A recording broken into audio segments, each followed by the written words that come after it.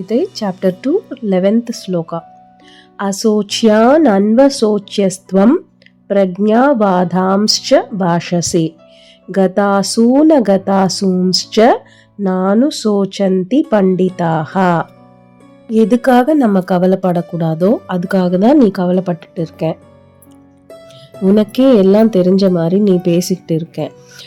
எப்பவும் கூட பண்டிதர்கள் அப்படின்னா இறந்தவங்களை பற்றியோ பிறக்க போகிறவங்களை பற்றியோ யாரும் பேச மாட்டாங்க. ஸோ நீ இப்போ துக்கத்தை விட்டுடு அப்படின்னு சுருக்கமாக சொல்கிற அந்த மீனிங். பிரக்ஞை, சோகம், இந்த 2 வார்த்தைகள் பார்த்தீங்கன்னா ஆப்போசிட்ஸ். இப்போ பிரக்ஞை அப்படின்னும் போது ஞானம் இருக்கிற இடத்துல சோகம் அப்படின்றது இருக்கவே இருக்காது. ஸோ இந்த 2 ஆப்போசிட்ஸ் வேர்ட்ஸ் அப்படின்னு நீங்க சொல்றாங்க. இந்த 2மே நீ 2 பத்தியும் சொல்ற, இந்த 2மே ஒரு இடத்துல இருக்காது. பிரக்ஞையோட இருக்கிறவங்க தான் பண்டிதர்கள். அப்படின்னா கம்ப்ளீட் சரியான ஞானம் இருக்கு அப்படின்னா நீங்க பண்டிதர்கள். அப்படின்னா கவலைகள் உங்களுக்கு இருக்காது. ஏன்னா கரெக்டான ஞானம் இருக்கும்போது தவறு செய்ய மாட்டீங்க. தவறு செய்யாம இருக்கும்போது நமக்கு துன்பங்கள் இருக்காது. இந்த பிரபஞ்சத்துல எல்லாருமே ஒரு நாள் இறக்கதான் வேணும். இந்த சத்தியத்தை தெரிஞ்சவன் தான் பண்டிதன். இப்போ இறக்க போறவங்களை பத்தியும் இனிமே இறந்தவங்களை பத்தியும் நம்ம யாரெல்லாம் நினைக்கிறோமோ அவங்க பண்டிதர்கள் கிடையாது.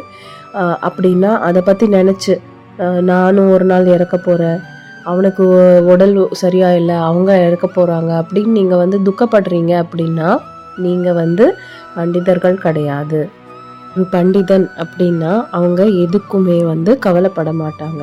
அவங்களோட பர்பஸ், அவங்களோட வாழ்க்கை நோக்கம் என்னவோ அது செஞ்சுட்டே போவாங்க. எப்பவுமே அவங்களோட உருவத்தை பார்க்கும்போது எந்த துன்பம் அப்படின்ற அந்த சாயல் கூட அவங்களுக்கு தென்படாது. எப்பவுமே ஆனந்தத்தோட இருப்பாங்க. அவ்வளோ ஒரு ஆனந்தத்தோட இருப்பாங்க. அர்ஜுனர் அவங்களோட நண்பர்கள், குருகள், உற்றார் உறவினர் இவங்க எல்லாரையுமே நான் யுத்தத்துல கொன்னுட்டா அவங்க எல்லாருமே இறந்துருவாங்களே அப்படின்னு ஒரு துக்கம் வந்துடுது. இவ்வளோ எல்லாம் தெரிஞ்சவங்களை கொன்னு எனக்கு ராஜ்யம் வேணுமா, எனக்கு வேண்டாம், நான் பிச்சை எடுத்து வேணா நான் இருந்துக்கிறேன் அப்படின்னு சராசரி ஒரு மனிதனை போல பேசுறாரு. ஒரு பக்கம் பண்டிதன் மாதிரி பேசுறாரு. ஸோ இப்படி 2 விஷயங்களா அவங்க கன்ஃபியூஸ் ஆறாரு அந்த ஒரு சிச்சுவேஷன்ல. ஸோ இதெல்லாம் கூடாது அப்படின்னு தெளிவா ஸ்ரீகிருஷ்ணர் சொல்றாரு. எதுக்குமே கவலைப்படாத, துன்பப்படாத விஷயங்களோட இருப்பாங்களோ அவங்கதான் பண்டிதர்கள். பண்டிதர்கள் அப்படின்னும் போது ஆன்ம சாஸ்திரம் அப்படின்றது முழுமையா தெரிஞ்சவங்க. இதுக்கு நார்மலானவங்க பாமரர்கள் இந்த விஷயங்கள் அவங்களுக்கு தெரியாது. ஸோ ஒரு பண்டிதன் அப்படின்னும் போது முக்கியமா நம்ம புரிஞ்சிக்க வேண்டியது ஆன்ம சாஸ்திரம்.